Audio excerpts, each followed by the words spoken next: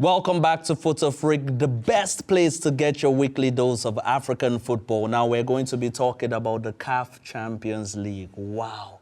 So much happened in that round. So exciting, Brian. Listen, I mean, if you ever thought drama was over, boy, oh boy, Saturday was something else. I mean, I was sitting right at the edge of my seat watching the game between Sundowns and AS Maniema, because for me, I saw the DR Congo team who are playing in the group stage for the first time. We're about to cause the biggest shock of the tournament when they were looking literally 3 minutes left on the clock for them to record the biggest win ever in the Champions League for this campaign.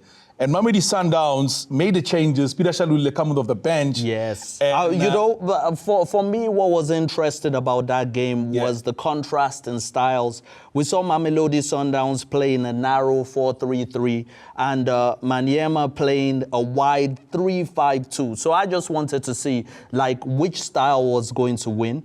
And also them trying to get the ball to Kitambala, the big man up front for them. I mean, when I watched the first game between Sundowns and Maniema when they played in South Africa at the Loftus Versveld Stadium, what was interesting was the fact that Kitambala was always the man they're trying to get a ball to every now and then. And he's got skills for days. I mean, he might be tall and big, but he's very, very good player when you look at the way he goes about his business. And then, you know, the introduction of Cardoso in Sundowns, they play a different formation. They more sit at the back and they'll always go in a counter. So I wanted to see how they'll be able to absorb the pressure. So the changes for me is always key. You know, Peter Shalule has proven once again why he's such a key player for Sundowns, because in matches that's come off the bench has caused problems for the opposition. And this time around, he managed to score one goal and force the second for them to win by 2-1. Therefore, put him in a very good position ahead of their last game when they play against AS FAR, who already booked their place in the quarterfinal stages. Because what needs to happen now, Delani, in the game that is coming up tomorrow, Sundowns playing against AS FAR. Sundowns, a draw will be enough for them. But if they do lose their game, they'll be hoping that Maniema does not lose their game either. If Maniema holds that is Raja, then Sundowns are home and dry. But if Sundowns loses and Maniema loses their game, then it will go back to one thing. Head-to-head, they both won matches home and away, the two teams. Then it means it will go back to goal difference. Sundowns might see themselves pecking and being out of the group stages and not being able to get to the knockout stage. So a lot to play for, a lot to fight for that is in Group B. But that's a story that I love to see, these last-minute things that happen in the competition. The last-minute drama. Now, let's talk about another PSL team, Orlando Pirates. Orlando Pirates in their game, they were tactically better than CR Belouizidad. Would you agree with that?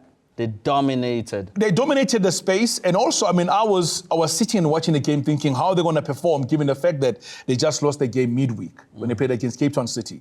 And they came back, they looked very good. CR Belouizidad came with a plan. And I think, you know, had they scored goals early in the match, because they looked, you know, they were catching Pirates on a counter. Even when they're playing the ball to Slimani, who was the outlet upfield. Maziano on the left-hand side, whipping those crosses very early. Mario in the middle of the park was very busy, kept things very busy going forward. Also, I mean, Kachev on the left-hand side of the defense moving forward was very good. But when Pirates scored a goal, the first goal, then I think it took the sting a bit out of Yes, I was going to point out that their double pivot lost shape. They just simply tactically fell apart. But also, we have to give kudos to Mofokeng's instinct of following up. You know, I like players that are not lazy when it comes to that. You must always follow up when a shot is taken. Listen, Mabasa coming to the starting 11 brought a different dimension. He was the top scorer last season in a domestic league in South Africa. The shot he took a deflection. The goalkeeper only could palm it into the path of an alert Mofokeng who put the ball into the back of the net. But the goal that scored, the second goal from Talent Mbata.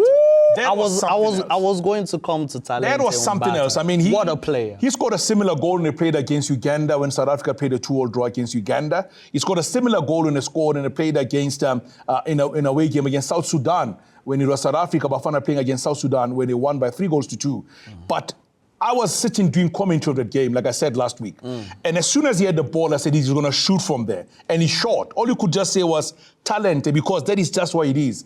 Imagine a name like that. The name is talented, and you're equally talented on the field of play. You have to be talented with a name like that. Yeah. But Orlando Pirates, are they showing you signs of a team that could go on to win the CAF Champions League this year? Listen, I mean, if you remember when they managed to get into the next round, I can't give you the year when they did it, you know, because that's part of a trivia question. We'll be giving out the answer to but our I remember that question. particular year when they got into the knockout stage, they went all the way to the final. The last time they did it, they went all the way to the final. So I'm giving a bit of a hint there as to what happened. So it is Pirates and Ahly already qualified. So the battle in Cairo later on today will decide who wins the group. Because both teams already qualified. It is going to be who wins the group overall. Brian, a team like TP Mazembe didn't make it. TP Mazembe and MC Algiers going back to Group A there. It wasn't a match that impressed me. Both teams were not impressive. I mean, look, TP Mazembe had their own problems. They look bad this year. I mean, for the fact that they're sitting at the bottom. Best players. Yeah, they're sitting at the bottom of their group, meaning that they cannot qualify. So meaning that it all goes back. Well, the young Africans have been surprised. Hilal winning their game, they were 1-0. And, you know, Aziz Ki coming to the party to find the back of the net in the 7th minute. So young Africans will play and they'll be looking to win against MC Alger for them to book their place in the quarterfinals. But if MC Alger is able to avoid a loss against the young Africans, they will therefore join Al Hilal, who was the first team to qualify for the next round.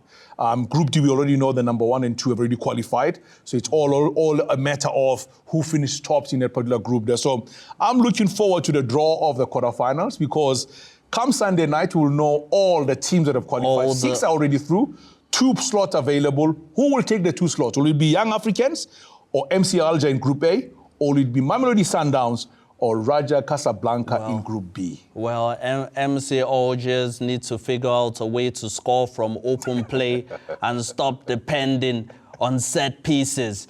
Anyway, on that They're doing Arsenal, eh? Yes, they do.